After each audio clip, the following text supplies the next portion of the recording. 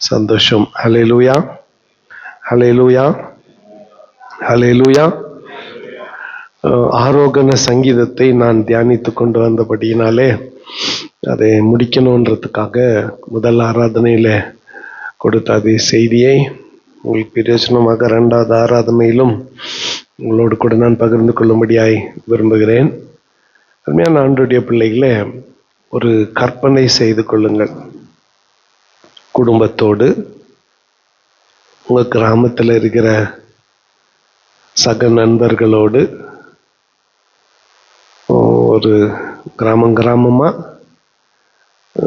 அங்கங்கே இருக்கிற கிராமங்கள் புறப்பட்டு போய் எருசலேமில் பண்டிகை ஆசரிக்க போறீங்க. வழியில் பயணத்தில் எவ்வளோ பிரச்சனைகள், எவ்வளோ சூழ்நிலைகள். அங்கே ஆண்டவரிடத்தில் பண்டிகை ஆசரிக்க போகிற ஒவ்வொருத்தருடைய மனநிலை வேற மாதிரி இருக்கும். ஒவ்வொருத்தருடைய எதிர்பார்ப்பு வேற மாதிரி இருக்கும். ஒவ்வொருத்தரும் ஆலயத்துக்கு போறது நோக்கம் வேற மாதிரி இருக்கும்.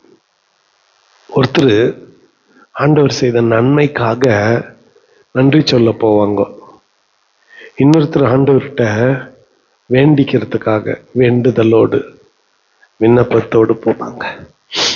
இன்னொருத்தர் எதிர்பார்ப்போடு போவாங்க. இன்னொருத்தர் வியாதியா இருக்கும். ஆண்டவர் ஒருவேளை அங்கே போனால் சுகம் தருவாருன்ற எதிர்பார்ப்போடு நம்பிக்கையோடு போவாங்க. ஒரு குடும்பத்துக்கு கடன் பிரச்சனை ஆயிட்டு இருக்கும். அந்த பிரச்சனையிலிருந்து கர்த்தர் விடுதலை தர மாட்டாரான்னு போவாங்க.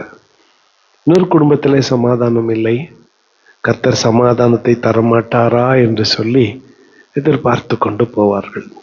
இப்படி ஒவ்வொருத்தரும் ஒவ்வொரு நோக்கத்தோடு போவார்கள். 15 படியாக இந்த ஆரோகண சங்கீதத்தை பிரித்து கொண்டு இன்னைக்கு அந்த கடைசி படி ஏறத்தாழ ஃபைனல் ஸ்டேஜ்.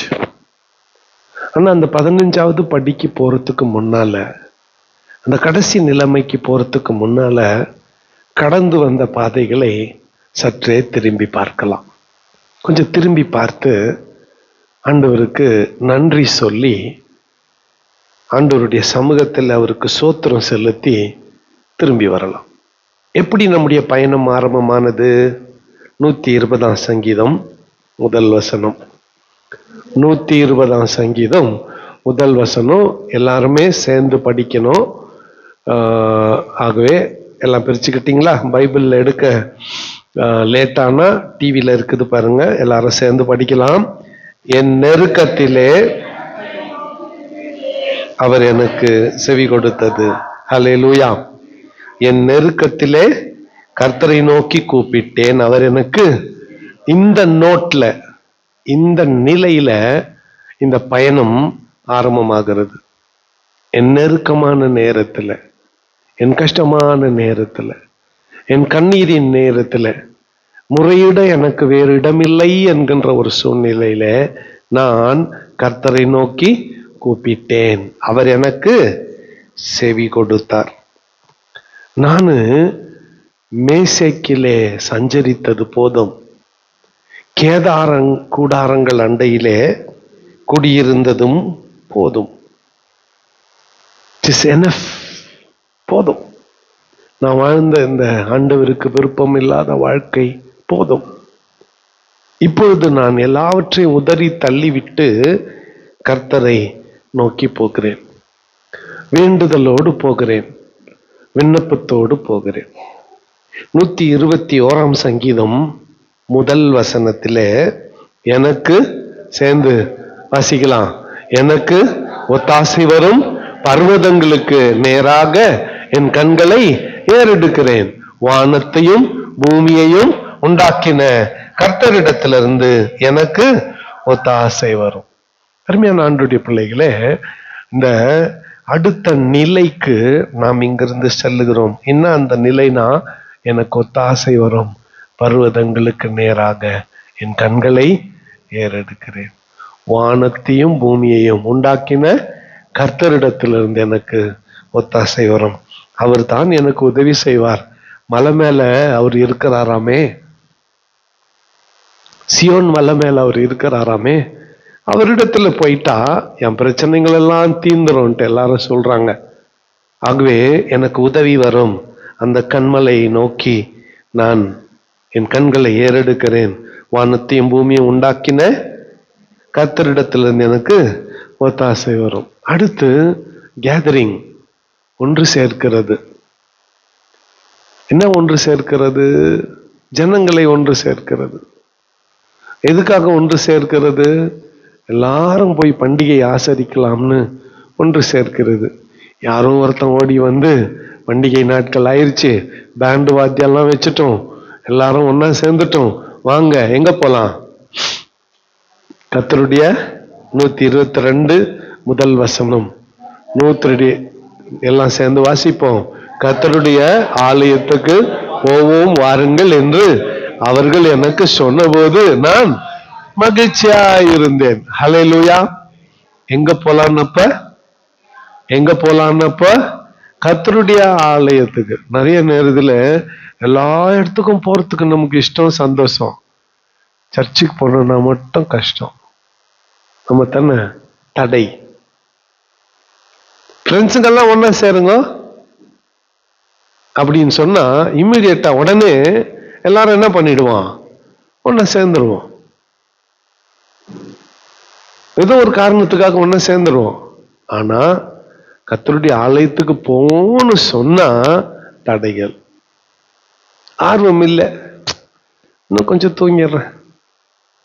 பாஸ்டர் வேற காலையில ஆராதனை வச்சுட்டு உயிர் எடுக்கிறார்.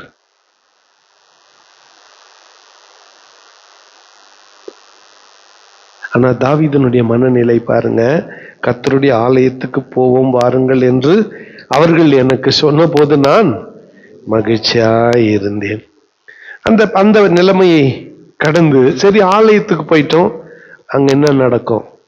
123 சங்கீதம் 2 வசனம், 123 சங்கீதம் 2 வசனம். எல்லாம் எடுத்துக்கலாமா? எடுக்கலன்னா மேல ஸ்டேப் பாருங்க, டிவியில சேர்ந்து படிக்கலாம். இதோ வேலைக்காரரின் கண்கள் தங்கள் எஜமான்களின் கையை நோக்கி இருக்குமா போல, வேலைக்காரியின் கண்கள் தன் எஜமாட்டின் கையை நோக்கி இருக்குமா போலவும் எங்கள் தேவனாகிய கர்த்தர் எங்களுக்கு இரக்கம் செய்கிற வரையில எங்கள் கண்கள் அவரையே நோக்கி கொண்டிருக்கிறது. ஹல்லேலூயா. அங்க போன உடனே, ஆண்டவருடைய சமூகத்துக்கு போன உடனே, மலை உச்சியில ஏறின உடனே அவர் கையே நான் பார்த்து நிற்க போறேன். அவருடைய கையையவே பார்த்து நிற்க போறேன். ஏன்? வேலைக்காரனின் கண்கள் எது மேல இருக்கும்? சம்பள நாள்னு வச்சுக்கோங்களேன். சம்பள நாள், எஜமான் கோட்டெல்லாம் போட்டுன்னு வந்துக்கிறாரு, ரைட்? அவர் பாக்கெட்ல என்ன இருக்கும்? சம்பள நாள் எஜமான் பாக்கெட்ல என்ன இருக்கும்? பே கவர் இருக்கும் இல்ல? அவர் பேசினே இருக்கிறார். இப்படி டக்குன்னு கை பாக்கெட்ல விட்டா கண் எங்க போவோம்? சொல்லுங்க. பாக்கெட்டுக்கு போவோம். இந்த பாக்கெட்ல விட்டா கண் எங்க போவோம்? அங்க போவோம். கையவே பார்த்துன்னு இருக்கும். அதே மாதிரி தான் வேலைக்காரரின் கண்கள் தங்கள் எஜமான்களின் கையை நோக்கி இருக்குமா போல, வேலைக்காரியின் கண்கள் தன் எஜமாட்டின் கையை நோக்கி இருக்குமா போல. தேவனாகிய கர்த்தர் இரக்கம் செய்கிற வரையில் எங்கள் கண்கள் உம்மையே நோக்கி கொண்டிருக்கிறது. ஹல்லேலூயா. இந்த பக்கம் வலது பக்கம் இடது பக்கம் திரும்ப வேண்டிய அவசியம் இல்லை. யாரையே நோக்கி பார்க்கலாம். தேவனாகிய கர்த்தர் எங்களுக்கு இரக்கம் செய்கிற வரையிலே எங்கள் கண்கள் உம்மையே நோக்கி கொண்டிருக்கிறது. அடுத்த சங்கீதத்துல 124 8 வசனத்தை எல்லாரும் சேர்ந்து வாசிக்க போகிறோம். நம்முடைய சகாயம் வானத்தையும் பூமியையும் உண்டாக்கின கர்த்தருடைய நாமத்தில் உள்ளது. அப்ப இந்த இடத்துல இந்த சங்கீதத்துக்கு வரும் பொழுது, இந்த படிக்கு நாம வரும் பொழுது, நம்முடைய வியாதி, நம்முடைய பலவீனம், நம்முடைய வறுமை, நம்முடைய கடன் பிரச்சனை, நம்முடைய சூழ்நிலை, சுகரு, பிபி, தைராய்டு, இடுப்பு நோவு, தலைநோவு, கால் நோவு, கண்ணு நோவு, எதுவா இருந்தாலும் சரி, அருமையான ஒரு வார்த்தை தமிழ் வேதாகமத்துல, நம்முடைய சகாயம். நம்முடைய உதவி, நம்முடைய நன்மை, நம்முடைய சுகம், நம்முடைய ஆரோக்கியம், நம்முடைய ஆசீர்வாதம் வானத்தையும் பூமியையும் உண்டாக்கின கர்த்தரிடத்திலிருந்தே வருகிறது. ஹல்லேலூயா. ஒரு அல்லேலூயா சொல்லுங்க. அடுத்ததாக 125 சங்கீதம் முதல் வசனம். கர்த்தரை நம்புகிறவர்கள் என்றென்றைக்கும் அசையாமல் நிலைத்திருக்கும் சியோன் பர்வதத்தை போல் இருப்பார்கள். ஹல்லேலூயா. அடுத்த சங்கீதத்துல ஒரு சலசலப்பு, அந்த பயணத்துல எல்லாம் போற சின்ன சலசலப்பு. ஏன் பிரச்சனை வேறவாச்சு, ஏன் எதிர்பார்ப்பு வேறவாச்சு, என் பிரச்சனைக்கு தீர்வு கிடைக்குமா என்கின்ற ஒரு சந்தேகத்தின் குரல், ஒரு நிந்தையின் சூழ்நிலை, ஒரு அவமானத்தின் சூழ்நிலை. அந்த நேரத்துல தாவீது சொல்லுகிறான், கர்த்தரை நம்புகிறவர்கள், சொல்லுங்க, கர்த்தரை நம்புகிறவர்கள் என்றென்றைக்கும் அசையாமல் இருக்கிற சியோன் பர்வதத்தை போல் இருப்பார்கள். ஹல்லேலூயா. உன் நம்பிக்கையை கைவிட்டுறாத, உன் நம்பிக்கையை கைவிட்டுறாத. எப்படி இந்த சியோன் மலை அசையாமல் இருக்குதோ அப்படியே கர்த்தரை நம்புகிறவர்களும் அசையாமல் நிலைத்திருப்பார்கள். ஹல்லேலூயா. ஒரு அல்லேலூயா சொல்லுங்க. அடுத்து 126 சங்கீதத்துக்கு வரும் பொழுது 5, 6 வசனங்கள் நாம போன வாரத்துல பார்த்தோம். கண்ணீரோடு விதைக்கிறவர்கள் கம்பீரத்தோடு அறுப்பார்கள். அடுத்து அள்ளி தூவும் விதையை சுமக்கிறவன் அழுது கொண்டு போகிறான், ஆனாலும் தான் அறுத்த அரிகளை சுமந்து கொண்டு கம்பீரத்தோடு திரும்பி வரும். ஒருவேளை இந்த பயணத்துல சிலரு அறுத்த கதிர்கட்டுகளை சுமந்துன்னு வருவாங்க.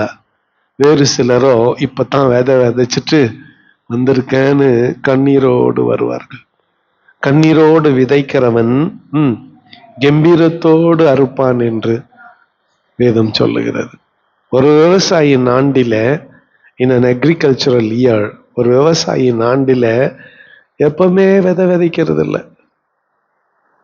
விதைக்க ஒரு காலம், அது கடுமையான காலம், வறட்சியின் காலம், எதிர்பார்ப்பின் காலம்.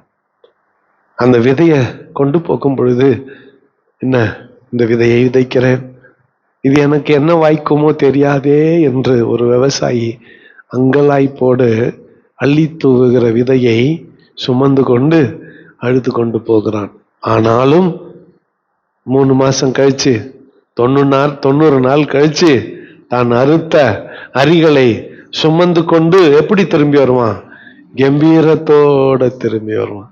பிரதர், இன்றைக்கு உன் கண்ணீருக்கு காரணமானது நாளைக்கு உனக்கு ஆசீர்வாதமாய் மாறும்.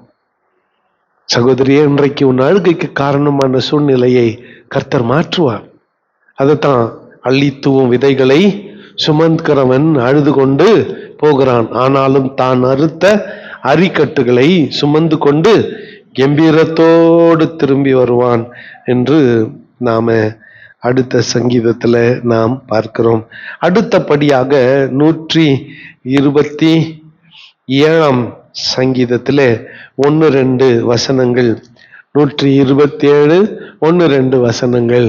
கர்த்தர் வீட்டை கட்டாராகில் கட்டுகிறவர்களுடைய பிரயாசம் விருதா, கர்த்தர் நகரத்தை காவாராகில் காவலாளர் விழித்திருக்கிறதும் விருதா. ஹல்லேலூயா. உனக்கு என்னப்பா? வீடு, மனைவி, மக்கள், குடும்பம், ஆசீர்வாதம் எல்லாம் இருக்கு. எனக்கு வீடே இல்லையே, எனக்கு தங்க ஒரு உறைவிடமே இல்லையே, எனக்கு ஒரு வாசலே இல்லையே என்று அங்கலாய்க்கிற சூழ்நிலையில ஒருத்தன் பயணமா போலாம். அப்போ இங்க சாலமோன் தலையிட்டு அவன் சொல்றான், கிரேட் பில்டர், அவன் பெரிய கட்டடக்காரன், அவ்வளோ ஆர்கிடெக்ட். அவன் முன்னின்று கட்டினது உலக பிரசித்தி பெற்ற மாளிகையாகவும் உலகை பிரசித்தி பெற்ற தேவாலயமாகவும் நின்றது. அப்படிப்பட்டதை கட்டினவன் சொல்றான், கர்த்தர் வீட்டை கட்டாராகில் கட்டுகிறவனுடைய பிரயாசம் விருதா, கர்த்தர் நகரத்தை காவாராகில் காவலாளர் விழித்திருக்கிறதும் விருதா. அருமையான நாட்டுடைய பிள்ளைகளை, இந்த காலவெளியில கர்த்தர் வீட்டை கட்டட்டும் உனக்காக. அவர் கட்டினார்னா உன் பிரயாசம் விருதா.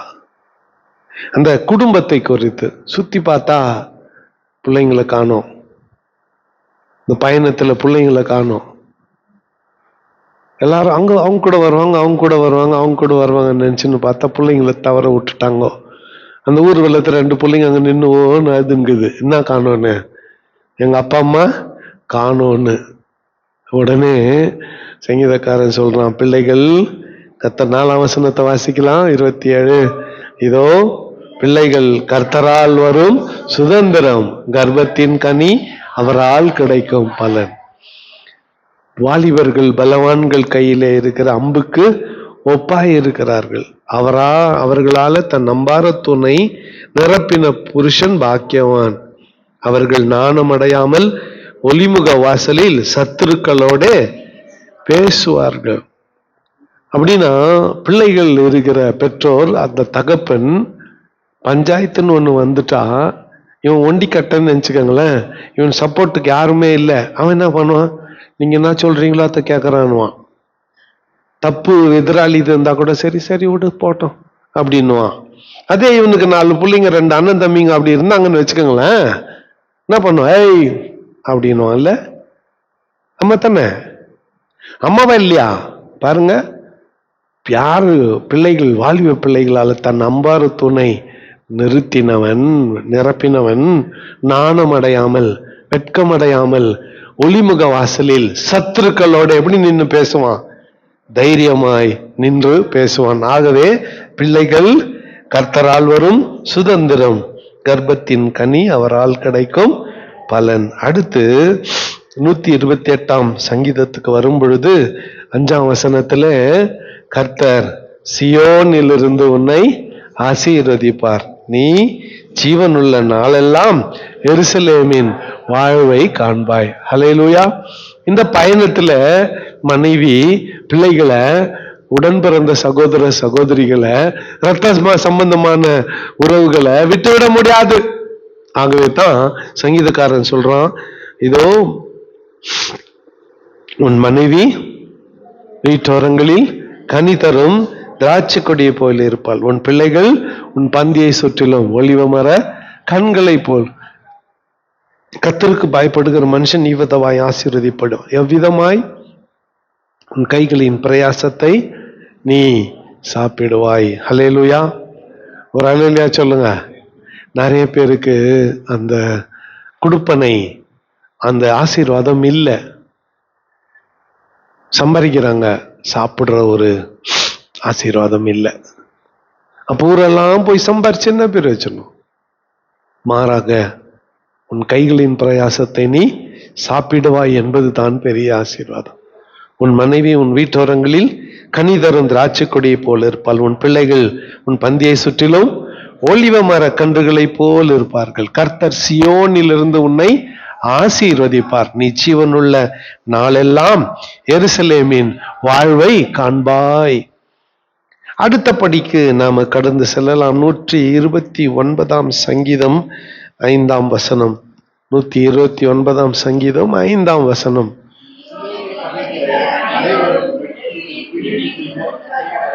ஆமென். ஹல்லேலூயா. யுஎன்ஓல உலக நாடுகளின் ஐக்கிய சபையில இன்னைக்கு ரொம்ப பிரசித்தி பெற்ற ஒரு வார்த்தை என்ன தெரியுமா? ஜயனிஸ்ட் டெரரிஸ்ட், சியோனிய தீவிரவாதிகள். மறுபடியும் காசா போர் ஆரம்பமாயிருச்சு. அப்போ யுஎன்ஓல பேசுறவங்க என்ன சொல்றாங்க? இந்த ஜயனிஸ்ட் தீவிரவாதிகள் போரை தொடர்ந்து கொண்டு இருக்கிறார்கள். இன்னும் 30க்கும் அதிகமான பிணை கைதிகளை அவங்க இன்னும் விடுதலையாக்கல. அதுல எத்தனை பேர் உயிரோடு இருக்கிறாங்க, எத்தனை பேர் பிணமாக்குறாங்கன்னு கூட தெரியல. இந்த சூழ்நிலையில இன்னைக்கும் இந்த சியோனை பார்த்து உலகம் என்ன சொல்லுது? ஜயனிஸ்ட் டெரரிஸ்ட், சியோனிய தீவிரவாதிகள்னு சொல்லுது. ஆனா அன்றைக்கே இதை கணித்து தாவீது சொல்றான், சியோனை பகைக்கிற அனைவரும் வெட்கி பின்னிட்டு திரும்புவார்கள். ஹல்லேலூயா. ஒரு அல்லேலூயா சொல்லுங்க. இந்த காசா வார் யுத்தத்தினுடைய ரிசல்ட் எனக்கு தெரியும். என்ன மறைக்கிறீங்க? இந்த காசா வார்னுடைய ரிசல்ட் எனக்கு தெரியும். யார் ஜெயிப்பாங்க தெரியுமா? யார் ஜெயிப்பாங்க? சியோனில் வாசம் பண்ணுகிற என் தேவனாகிய கர்த்தர் உதவி செய்கிற சியோன் இஸ்ரவேல் தான் ஜெயிக்கும். அவங்க இயேசுநாதரை ஏத்துக்குனாங்களா ஏத்துக்கல, அது ரெண்டாவது பிரச்சனை. இந்த யுத்தத்துல கர்த்தர் சியோனை ஜெயிக்க வைப்பார். சரி, சியோனை பகைக்கிற அனைவரும் வெட்கி பின்னிட்டு திரும்ப கடவர்கள். ஹல்லேலூயா, சோத்திரம். கர்த்தருடைய 8ஆம் வசனத்துல கர்த்தருடைய ஆசீர்வாதம் உங்களுக்கு உண்டாவதாக, கர்த்தரின் நாமத்தினால் உங்களை ஆசீர்வதிக்கிறோம் என்று வழிபோக்கர் சொல்வதில்லை. நம்ம ஒரு மனநிலை எப்படி தருமா? வழிபோக்கர் சொன்னா தான் கேட்கறது. நம்ம ஆமா தானே? வழிபோக்கர் சொன்னதான் கேட்கறது. இன்னொரு படி தாண்டி சொல்லட்டுமா? யூடியூப் பாஸ்டருங்க பேசுறதுதான் கேட்கறது, லைக் போடுறது, அப்புறம் ஷேர் பண்றது, ஃபார்வர்டு பண்றது, இதெல்லாம் கேட்கறதுக்கு நல்லா இருக்குது இல்ல? அவங்ககிட்ட தான் கை நீட்டுறது. யார்கிட்ட? ஜோசியக்காரங்கிட்ட. வழிபோக்கர் உங்களை ஆசீர்வதிக்கிறது இல்லை. கர்த்தருடைய ஆசீர்வாதம் உங்களுக்கு உண்டாவதாக. கேட்டுக்கங்க, கர்த்தரின் நாமத்தினால் உங்களை ஆசீர்வதிக்கிறோம்னு யார் சொல்ல முடியாது? வழிபோக்கர் சொல்ல முடியாது. யூடியூப் பாஸ்டர் சொல்ல முடியாது. உங்களுடைய ஊழியக்காரன், உங்களுடைய மெய்ப்பன்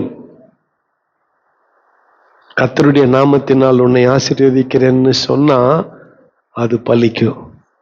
கர்த்தர் நம்மை ஆசீர்வதித்து நம்மை காக்க கடவர் அப்படின்னு சொல்லி சொன்னா அது பலிக்கும். அது ஆரோனுடைய ஆசீர்வாதம், அதுக்கு பேரு. ஹல்லேலூயா. நம்முடைய கர்த்தராகிய இயேசு கிறிஸ்துவின் கிருபையும் தேவனுடைய அன்பும் நல்லா கொடுக்குது இல்ல புதிய ஏற்பாட்டுல. ஆனா நான் ஆரோனுடைய ஆசீர்வாதத்திலே இருக்கிறது. ஏன்னா கர்த்தர் உன்னை ஆசீர்வதித்து உன்னை காக்க கடவர். நம்ம பிளஸ்ஸிங்க விரும்புற ஆளுங்க. கர்த்தர் தம்முடைய முகத்தை உனக்கு பிரகாசிக்க பண்ணி உண்மையால் கிருபையா இருக்க கடவர். வேற என்ன வேணும்? அதோ இன்னும் எப்படித்தான் உங்களுக்கு சொல்லலாம்? மூஞ்சி தூக்கி சொன்னது. ஐயோ, முடிச்சுட்டான் ஆகட்டும். கர்த்தருடைய உன்னை ஆசீர்வதிக்கிறேன்னு வழிபோக்கர் உங்களை பார்த்து சொல்வதில்லை. ஹல்லேலூயா. ஒரு அல்லேலூயா சொல்லுங்க. அடுத்தபடி 130ஆம் சங்கீதத்துக்கு வரும் பொழுது 5ஆம் வசனமும் 7ஆம் வசனமும், கர்த்தருக்கு காத்திருக்கிறேன், என் ஆத்துமா காத்திருக்கிறது, அவருடைய வார்த்தையை நம்பி இருக்கிறேன். இஸ்ரவேல் கர்த்தரை நம்பி இருப்பதாக.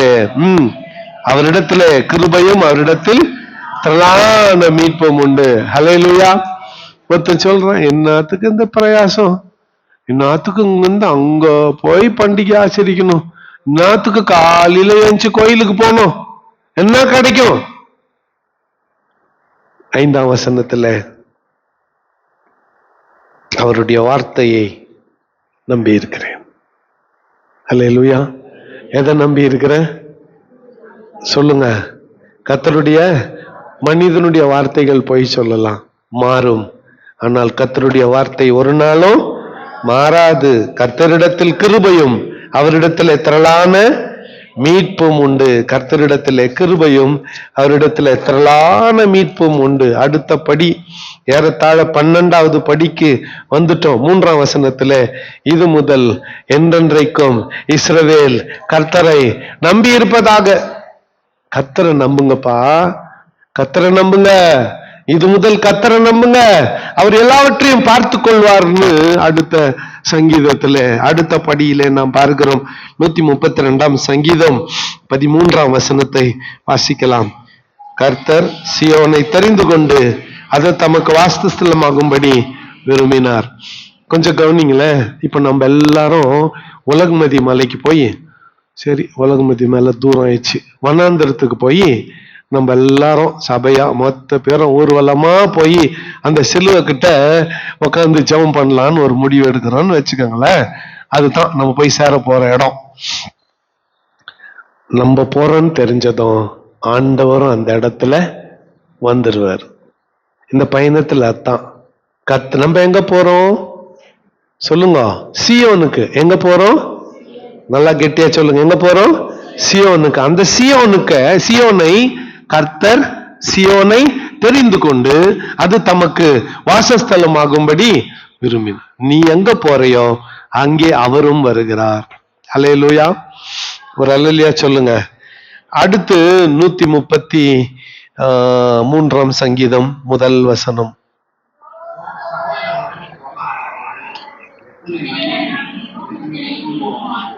ஒருவேளை பண்டிகை ஆசரிக்க போகும் பொழுது, தேவாலயத்துக்கு போகும்போது சகோதரர் சண்டையிட்டு கொண்டு போகலாம்.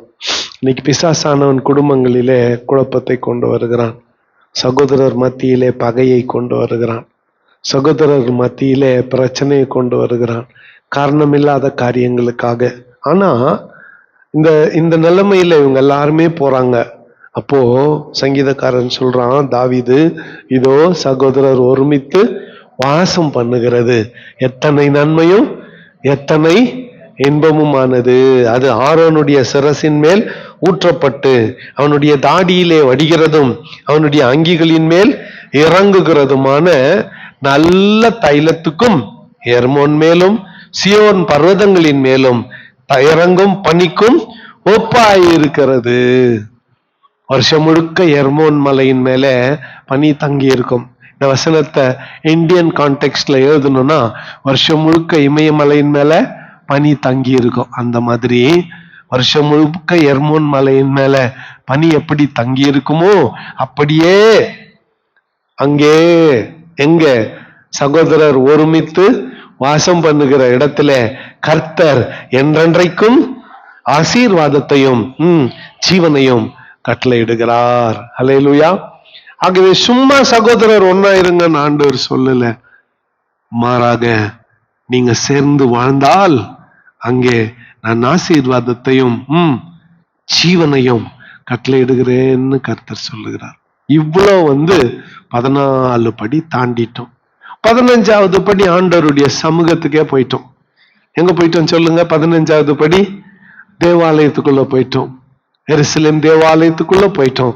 இப்போ 15வது படி எல்லாரும் சேர்ந்து 134 சங்கீதத்தை வாசிக்கலாமா? இப்பதான் இன்றைக்கான செய்திக்கு வர. இவ்வளவு நேரம் நம்ம பார்த்தது இன்ட்ரடக்ஷன், முன்னுரை தான். இப்பதான் எங்க வரோம்? செய்திக்கு வரோம். சேர்ந்து எல்லாரும் வாசிக்கலாமா? 134 சங்கீதம். இதோ ராக்காலங்களில் கர்த்தருடைய ஆலயத்தில் நிற்கும் கர்த்தரின் ஊழியக்காரரே, நீங்கள் எல்லாரும் கர்த்தரை சோத்திரியுங்கள். உங்கள் கைகளை பரிசுத்த ஸ்தலத்திற்கு நேராக எடுத்து பூமியையும் உண்டாக்கின கர்த்தர் சியோனிலிருந்து உன்னை ஆசீர்வதிப்பாராக. கைகளை தட்டி ஆண்டவருக்கு ஒரு காணிக்கை செலுத்தலாம். அருமையான ஆண்டவருடைய பிள்ளைகளே, பயணத்தை ஆரம்பிச்சப்போ 120 சங்கீதம் முதல் வசனம் என்ன சொல்லுச்சு? என் நெருக்கத்திலே கர்த்தரை நோக்கி கூப்பிட்டேன். இப்ப எங்க நின்று இருக்கிறோம்? இதோ ராக்காலங்களில் கர்த்தருடைய ஆலயத்தில் நிற்கும் கர்த்தரின் ஊழியக்காரரே, நீங்கள் எல்லாரும் கர்த்தரை. வழியில எல்லா பிரச்சனை எல்லாத்தையும் பார்த்துட்டோம். வழியில எல்லா சூழ்நிலையும் பார்த்துட்டோம். கபடு, ரசனிப்பு, பொய், பொல்லாங்கு, எதிர்ப்பு, கசப்பு, பொறாமை, இதெல்லாம் இந்த 15ல அதெல்லாம் நான் டச் பண்ணவே இல்லை. இது எல்லாத்தையும் பார்த்துட்டோம். எப்ப நீ ஆண்டவருடைய சமூகத்துக்கு வந்தையோ கர்த்தர் உன்னை தம்முடைய ஊழியக்காரனாய் மாற்றுகிறார். ஒரு அல்லேலூயா சொல்லுங்க. உங்களை ஊழியக்காரிகளாய் மாற்றுகிறார். இதோ ராக்காலங்களில் கர்த்தருடைய ஆலயத்தில் நிற்கும் கர்த்தரின் ஊழியக்காரரே, நீங்கள் எல்லாரும் என்ன பண்ணுங்க? கர்த்தரை சோத்தரியுங்கள். நீங்க எல்லாம் கர்த்தரை சோத்திரம் பண்ணுங்க. Let's worship the Lord. Let's praise him. Let us adore him. அவரை துதிப்போம், அவரை ஸ்தோத்தரிப்போம், அவரை ஆராதிப்போம். அது மாத்திரம் இல்ல, உங்கள் கைகளை பரிசுத்த ஸ்தலத்திற்கு நேராக எடுத்து கர்த்தரை சோத்தரியுங்கள். கொஞ்சம் என்ன பாருங்களேன், இன்னும் கொஞ்சம் கை எடுக்கிறதுனா நிறைய விதங்கள் இருக்குது. ஹாய் அப்படி ஒண்ணுக்குது. இன்னொன்னு அது கூட இல்லை, இப்படி ஒண்ணுக்குது இல்ல, கை கூட எடுக்கிறது இல்ல. சிலர் ஹலோ அப்படின்னு, சிலர் சோத்திரம். இதனுடைய உச்சக்கட்டம் எது தருமா? இது எது இதுதான் உச்சக்கட்டம், ஹையஸ்ட். கும்பிடு போடுறேன்னு வாங்கல்ல, கோவம் இருந்துச்சுன்னு வச்சுக்க, நம்ம லாஸ்டா தான் எப்பா போ உனக்கு ஒரு அப்படின்றோம் தருமா? அப்படி இல்ல.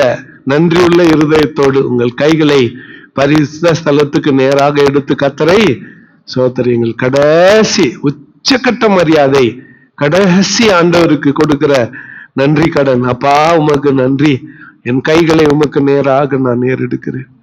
என்னுடைய பிரச்சனைகள் பெருசு, என் சரீரத்துல காணப்படுகின்ற வியாதி பலவீனம், என் குடும்பத்தில் இருக்கக்கூடிய வறுமை, கடன் பிரச்சனை, சமாதானம் இல்லாத சூழ்நிலை. ஆமாண்டவர், எல்லாவற்றையும் உங்களுடைய சமூகத்துக்கு முன்னால நான் கையெடுக்கிறேன். இதுதான் அதனுடைய அர்த்தம். உம்முடைய பாதத்துல கையெடுக்கிறேன் ஆண்டவரே. உம்முடைய கைகளை பரிசுத்த ஸ்தலத்துக்கு நேராக எடுத்து என்ன பண்ணுங்க, கர்த்தரை சோதரியுங்கள். பண்ணிட்டீங்கன்னு வச்சுக்கோங்களேன், இந்த 15 படியில முத்தாய்ப்பாய் தலைப்பா ஒரே ஒரு வார்த்தையை சொல்லி சங்கீதக்காரன் நிறைவு செய்கிறான். 3ஆம் வசனத்தை எல்லாரும் சேர்ந்து வாசிக்கலாம்.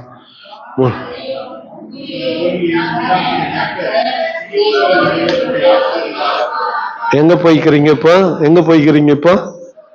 இப்ப உதாரணத்துக்கு 10 மணிக்கு நீங்க எல்லாம் சர்ச்சுக்கு வந்துருங்க, உங்களுக்கெல்லாம் நான் ஒரு ஆசீர்வாதத்தை வச்சுக்கிறேன்னு சொல்லிட்டு 9:50க்கு நான் கார் எடுத்துன்னு வேத்தமங்கலத்துக்கு போயிடுறேன்னு வச்சுக்கோங்களேன். எப்படி இருக்கும் உங்களுக்கு? ஏமாற்றம் தானே. 10 மணிக்கு ஆலயத்துக்கு வந்தா என்ன வரும் சொல்லுங்க? ஏமாற்றம் வரும். ஆனா வானத்தையும் பூமியையும் உண்டாக்கின கர்த்தர் சியோனிலிருந்து உன்னை என்ன பண்ணுவாரு? இந்த பயணத்தை ஆரம்பிச்சீங்கல்ல, இந்த 15 படிய ஆரோகண சங்கீதத்துல கடந்து வந்தீங்கல்ல, கடைசியா வானத்தையும் பூமியையும் உண்டாக்கின கர்த்தர் சியோனிலிருந்து உன்னை என்ன பண்ணுவாரு? ஆசீர்வதி. உன் பிரச்சனையை இனிமேல் பெருசா நினைக்காத, உன்னுடைய சூழ்நிலையை பெருசா நினைக்காத. பரிசுத்த ஸ்தலத்துக்கு நேராக ஆண்டவர்கிட்ட கையெடு, ஆண்டவர்கிட்ட முறையிடு, ஆண்டவரிடத்துல ஒப்புக்கொடு. வானத்தையும் பூமியையும் உண்டாக்கின கர்த்தர் சியோனிலிருந்து உன்னை ஆசீர்வதிப்பார். ஹல்லேலூயா. வானத்தையும் பூமியும் உண்டாக்கினவர், வெளிச்சமும் உண்டாக கடவுது என்று கர்த்தர் சொன்னார். வெளிச்சம் உண்டாயிற்று. அப்படிப்பட்ட தேவன், வானத்தையும் பூமியும் உண்டாக்கினவர் என்ன பண்றாருன்னா, சியோனிலிருந்து உன்னை என்ன பண்றாரு? ஆசீர்வதிக்கிறார். ஹல்லேலூயா. அடுத்த கேள்வி ஒண்ணு வருது, இதெல்லாம் யூதர்களுக்கு தானே, நமக்கு இல்லையே. எருசலேம்னு இருந்தா அது யூதர்கள் அடிச்சுக்கிட்டோம், முஸ்லிமுங்க அடிச்சுக்கிட்டோம், யாருன்னா அடிச்சுக்கிட்டோம். ஆனா அங்க பயன்படுத்தி இருக்கிற வார்த்தை எது? சியோன். சொல்லுங்க, எது நமக்கு சொந்தம் இதுல இருக்கிறது? ஹல்லேலூயா. ஆண்டவராகிய இயேசு கிறிஸ்து நம்முடைய விலையேற பெற்ற ரத்தத்தை சிந்தி நமக்கு சியோனை பரிசளித்து இருக்கிறார். எத்தனை பேர் விசுவாசிக்கிறீங்க? எத்தனை பேர் விசுவாசிக்கிறீங்க? அந்த சியோனிலிருந்து இந்த நேரத்துல கர்த்தர் என்ன பண்ண போறாரு? ஆசீர்வதிக்க போகிறார். ஹல்லேலூயா. பயணம் நல்லா இருந்துச்சா? ஜர்னி நல்லா இருந்துச்சா? ஆமா, இந்த பயணம் வெற்றி பயணமாய் முடியட்டும். ஹல்லேலூயா. ஒரு ஹல்லேலூயா சொல்லுங்க. இந்த பயணம் வெற்றி பயணமாய் முடியட்டும். கர்த்தர் சியோனிலிருந்து உன்னை ஆசீர்வதிக்கட்டும். கண்களை மூடி கர்த்தரை நோக்கி பார்ப்போம். கண்களை மூடி கர்த்தரை நோக்கி பார்ப்போம். அருமையான ஆண்டுடைய பிள்ளைகளே, இந்த பயணத்தை ஆரம்பித்து